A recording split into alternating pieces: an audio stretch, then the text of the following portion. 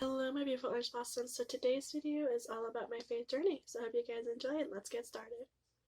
So I have been wanting to film this video for quite a while. I haven't because one, I didn't know how I wanted to structure this video, and two, faith or religion or whatever you believe in is between you and whatever you believe in. So it's a very personal thing, and I didn't want to put a lot of my personal life online, and then I decided, you know what, no, my subscribers deserve to know who they're supporting. So I decided to go ahead and make this video. So I was raised in a Baptist home in a little town in southwest Kansas, and our church was really big because everybody knew who our pastor was, but unfortunately he is no longer with us. He passed away quite a few years ago now, but the community loved him, and we loved him very much. My father had been going to that church for 30 plus years. My mom met my dad at the church. They got married at the church. Everybody knew who we were through the church, and it was really nice to be a part of something like that. That was a huge community advantage for us. So we grew up in a Baptist church. And so in Christianity, there's different denominations within the within Christianity, there's several different branches of denominations. So obviously, I was raised Baptist. So we went to every church service, we went to every Bible study, any event that involved the church, we were there. We went to church camp. I played my flute there. If you're new to my channel, I have been playing flute since I was in the fourth grade. I don't play anymore at the moment, but things can change. But I've been playing for many years, basically. And I grew up playing in the church. I would sing choir, we cleaned the church. We were just really close-knit to this pastor and his family. And so with that came huge responsibility, and we did youth groups and we did lady nights, and it was a really good community to be a part of. I was very fortunate to be a part of a church like that, because in today's life you don't have that sense of community anymore, and it's really sad. So I was very fortunate that I was able to experience that. So when I was in high school, I started my rebellious stage. So my mom and I's relationship wasn't really good. And I made some really bad decisions. And when I turned 18, I left. That, I think it was 2 months later. And I stayed with other people, with my ex-fiance, with my great-grandma, and a friend of mine. Oh boy. So I this is crazy. So when I was 18, that's when the real bad rebellious stage hit me. And I didn't want anything to do with church. I didn't want anything to do with it. And I was making some really bad decisions. So when I was 18, I had sex for the first time. And I wish today I would have waited till my wedding day. Just personal preference. But I didn't.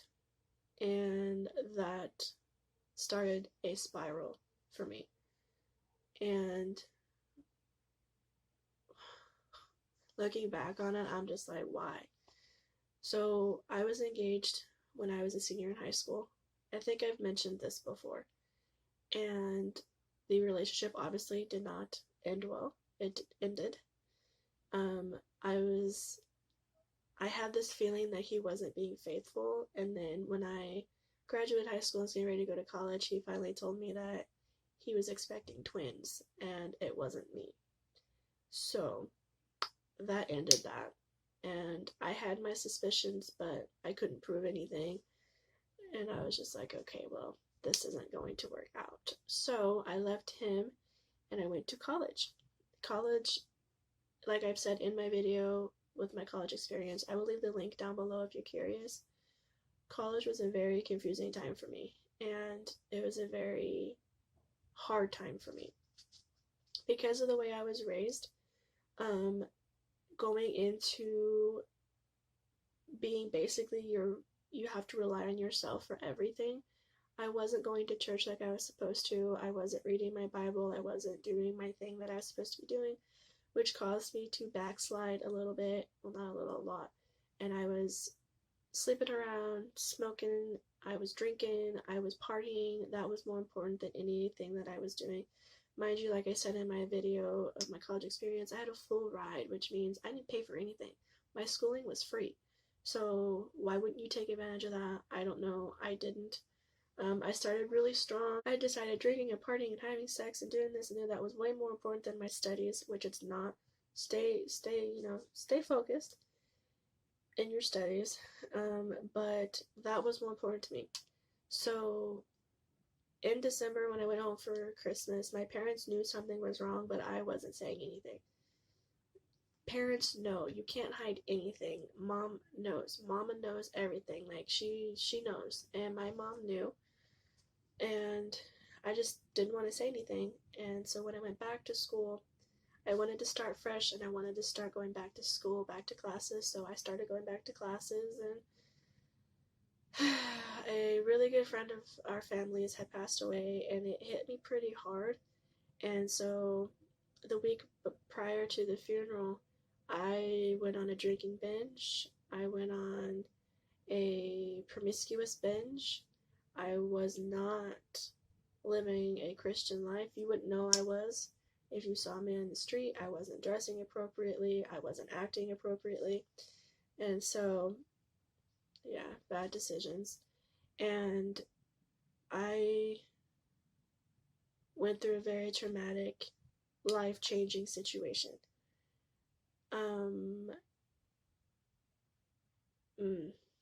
It was really hard for me. I want to tell the story, but I have to be careful with what I say. So, with that experience, it changed my life forever. I'm sitting here because God had his hand on me. That's the only way I could be sitting here today. I could have died that night, and because of God's grace, I'm sitting here. And when I tell it in my testimony, I cry every time because it was a life-changing experience. And a lot of people didn't believe me. They thought I was making everything up, and I wasn't.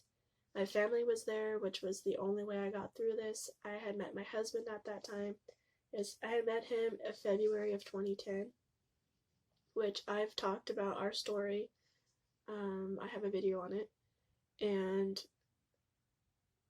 I told him first what had happened. I said, hey, I don't know how I'm going to get through this. I don't know how I'm going to tell my mom. I don't know how I'm going to tell my dad.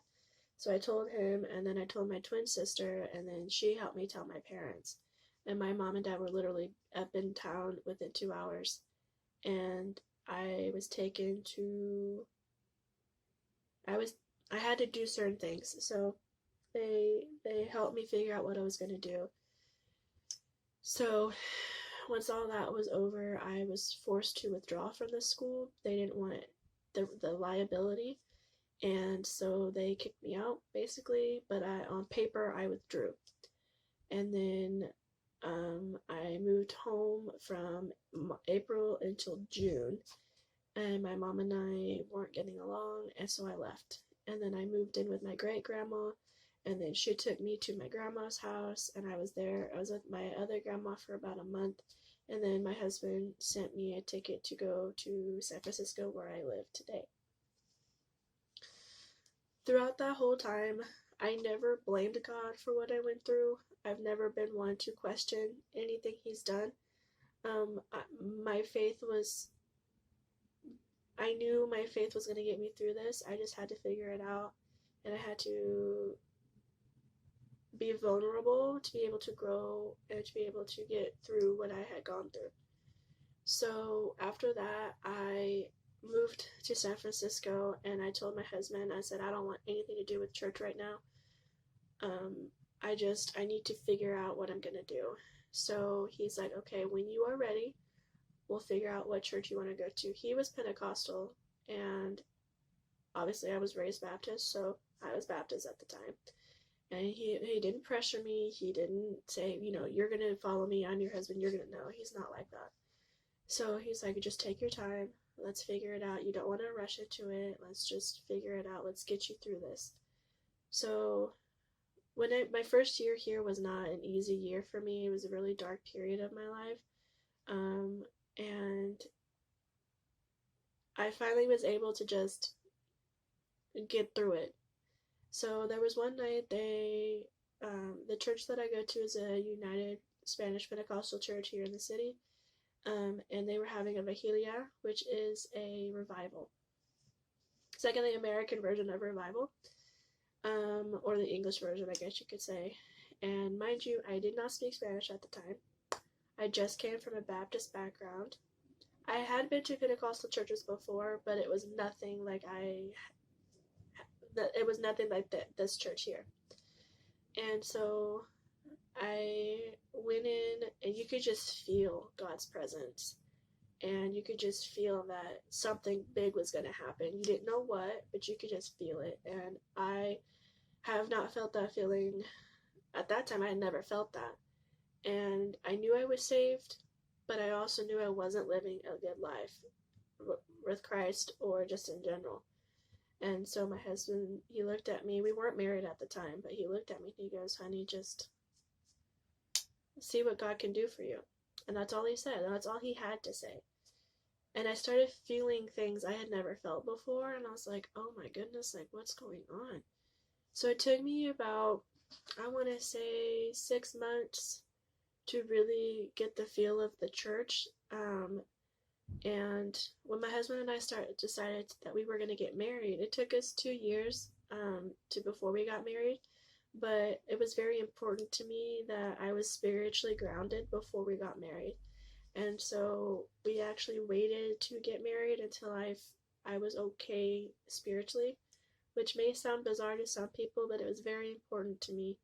And so I rededicated my life to the Lord, and I was rebaptized in Lake Merced, and I received the gift of the Holy Spirit, and then I knew, okay, I'm good. So then we got married in the church that we went to, and the night before we got married, the pastor came to our house, and he sat us down, and he said, how is your spiritual journeys going? How is your walk with Christ going? And so I didn't tell him everything, but I did tell him, I've been through a lot, and I'm still new at this. I'm still trying to figure out some stuff, but I think I'm on the right track. So he did a counseling session with us, and he said, okay, tomorrow you're going to get married. And I was like, okay. So on January 22nd, we got married in 2012. And it was very important to my husband and I to put God first in our marriage and to serve him, so that when we're together, we believe this, you know what I mean? Like, we try to keep everything God-based, if that makes sense. So when I was little, I always prayed for a godly man, and that's what I got. And I'm very, very happy that I have a man like that. And so not a lot of men would understand or accept what I've been through, and he didn't hesitate. He was there from the beginning, which really helped me. So when I rededicated my life, I knew I needed to change my lifestyle. And so I've changed a lot since then. I don't know, like, it's hard to explain if you've never been through it, but when your faith is tested and you've got trials in your life, you kind of have to like go back and go like, whoa, like what's going on, and let God handle it. I know it sounds like insane to some people, but I've seen God work. I've seen his work. I've seen miracles right before my eyes. I've seen what he can do, and I want to be a part of that. When I moved to Kansas, I was going to the church. My father was actually preaching at the church, and then things didn't things just ended, and it got me to really think about what and where I belong. And I don't belong in a Baptist church. I belong in a Pentecostal church. I converted in 2011, and I've never regretted it. I've never looked back and said, "Oh, why did I do this? Why?" No, I've never done that. Converting can be, depending on what organization or denomination you're a part of, it's either accepted or it's not. Just depends. And it was very important to me that I found a church that wasn't judgmental, that wouldn't judge me on my past, wouldn't use it against me, because I've had that happen before, and that would accept me for who I am and just help me grow, but not judge because of my past. And I found that church, and I'm very, very, very fortunate. They didn't judge me. They said, your past makes you who you are today. You've grown from it, and we're here to just help you grow in your Christian walk. And I said, okay. I do speak Spanish now. When I first started, I didn't, and so my husband and the pastor actually was translating for me. But now I speak fine, and I don't need a translator. So it's really nice to just go in, and you can, like, in this church, you can feel the Spirit coming towards you. Like, you can feel it, and like physically feel it. You can't see it, but you can feel it, and it's a great feeling. And so my walk with Christ is really strong. I want to encourage you, if you're stumbling in your Christian walk, just step back and let the Lord handle it, because when we try to handle things, it just makes it worse. So if we let God handle things, then it turns out for the better, and you actually learn from your mistake, and you can move on, and you can, whether it's a mistake or not, and you can apply that to the next situation. So your faith journey is never ending. It is a lifelong process, a lifelong journey, but you will have trials and tribulations. There'll be up, there'll be downs. You'll be like, why this, why that? But at the end of the day, He will never leave you nor forsake you. And I've lived my life like that for many years, and I truly believe that. So that's my faith journey in a nutshell. It's not being a Christian is not easy. Especially on social media, it's not an easy thing to come out and say, I'm a Christian. I'm not ashamed of that. I'm actually really, I don't know if the word proud is the right word to use, but I'm very fortunate that I know who God is. Not a lot of people get to know that. They weren't raised in a Christian home. They don't know who God is, and I'm fortunate enough that I do know. One of the presents that I got for Christmas when I was a kid was a Bible, and I literally still have it. It's right behind you guys. And my parents always made sure we knew why we served God, what it meant to do so, why salvation is so important, and why we live our lives for God. And they gave us the basic values, so when we got older, we could figure out, do I want to stay in this denomination? Do I want to go see another denomination? Do I believe the same way? So I still have the very core beliefs that my mother and father instilled in me, and I'm very fortunate for that, and I want to thank my mom and dad for that. But there's some stuff that I don't believe in the same way. So, but my life is around my faith, and I live my life like that offline every day, and I want to bring it on to my channel, not overkill, but just kind of incorporate it with you guys, so you guys can kind of see it. So that's about it, I believe. My journey goes on and on and on and on. I will be filming my testimony, and I'm going to try to film the situation that I've been talking about for the last 4 years, but I'm going to try to do it where I don't break any guidelines with YouTube. So I'm going to actually be doing that this next week. So I hope you guys enjoyed. I hope this kind of brings you into my faith and my life, and how big a part of my life is around faith. And yeah, I hope you guys enjoyed. So if you're not already and you would like to be subscribed, hit the little notification bell so you guys are notified every time I upload a new video. And if you're not already and you would like to be, Follow me on all my social medias. Everything's always linked in. You have a fantastic day, and I'll catch you in my next video. Bye.